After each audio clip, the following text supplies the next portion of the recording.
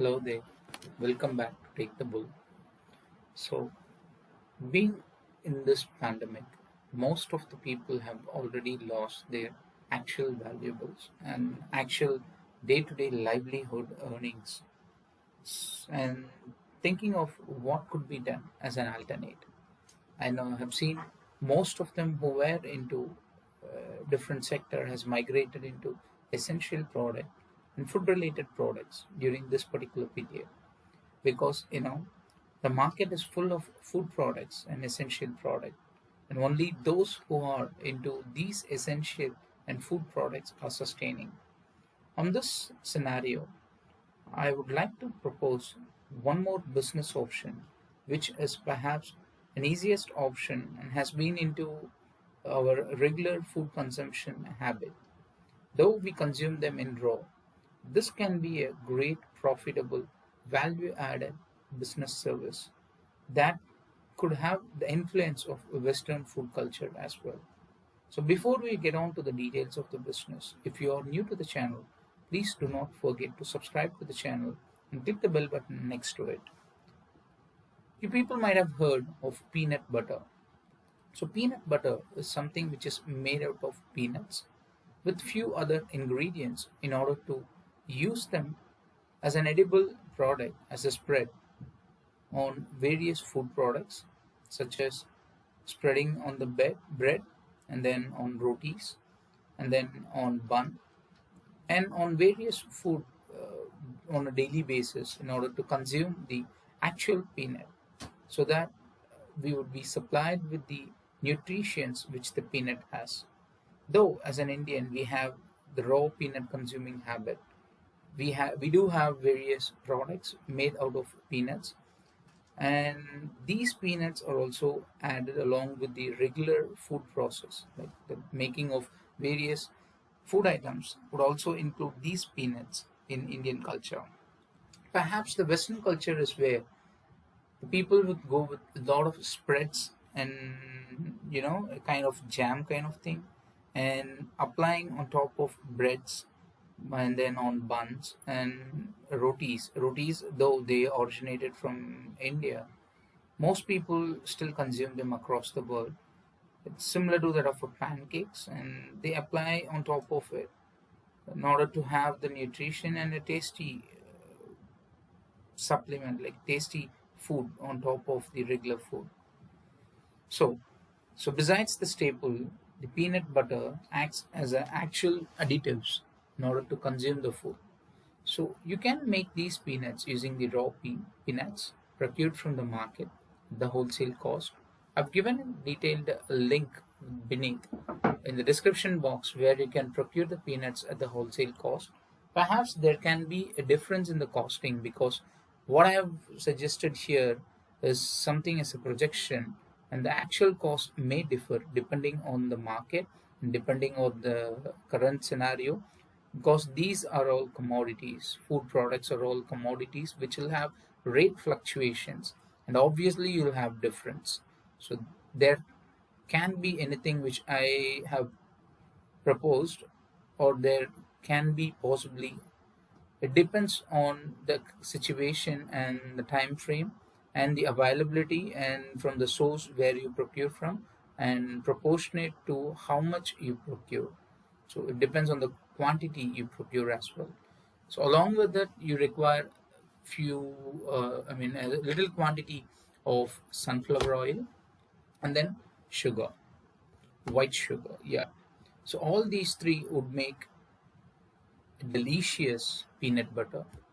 And these peanut butter can be made using a machine in order to ground them, mix them, and to eject them as a actual end product.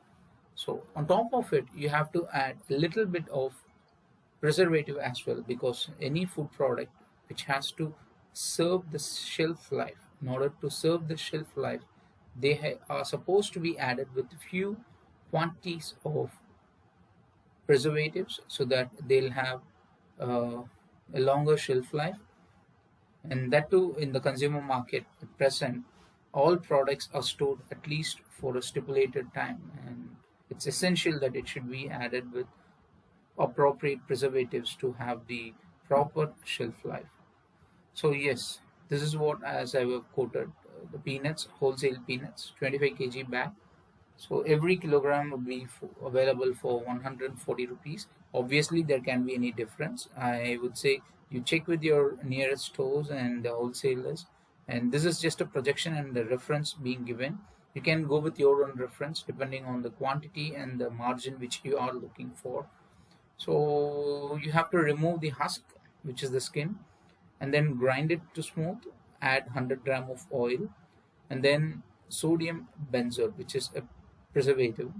And then you have to pack it and sell it. So as an investment, you are going to spend approximately like 150 rupees per kilogram of peanut, and then for every kilogram of peanut butter, you are going to charge rupees 3. You are going to sell it for 300 rupees as per the market standards. You can even sell them at a lesser cost as well by giving margin to the retailers. That depends on your margin calculation. And for 140 rupees for packing and other marketing stuffs, you are going to add 30 rupees, which is to a total of 170 rupees. And you are going to make a profit of 130 rupees for every kilogram if you're placing the costing as 300 rupees. That depends entirely on you. You can do that for 300 rupees, or you can even reduce your margin in order to give the margin to reseller. You can go beyond this 120 rupees to even 100 rupees by giving more margin to the reseller if they are procuring in a large quantity, because you have a lot of resellers who are the wholesalers as well.